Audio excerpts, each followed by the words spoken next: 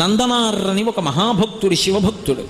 ఆయన జన్మతః ఆయనకి అంత గొప్ప శివభక్తి ఏర్పడింది. తిరుప్పంగూర్రనబడేటటువంటి క్షేత్రంలో పరమశివుడికి ఉత్సవాలు జరుగుతున్నాయంటే చూడడం కోసమని వెళ్ళాడు. శివాలయం అంతరాలయం వరకు ఆ పిల్లల్ని రానివ్వలేదు. నందీశ్వరుడి వెనక ఉన్నటువంటి ధ్వజస్తంభం వరకే అనుమతించారు. శివలింగం వంక ఒక్కసారి చూద్దామంటే నందీశ్వరుడి యొక్క పెద్ద మూర్తి అడ్డొస్తాం. ఆయన ఆర్తితో మనసులో చెప్పుకున్నాడు, శివా నిన్ను చూడాలని బయలుదేరి వచ్చాను.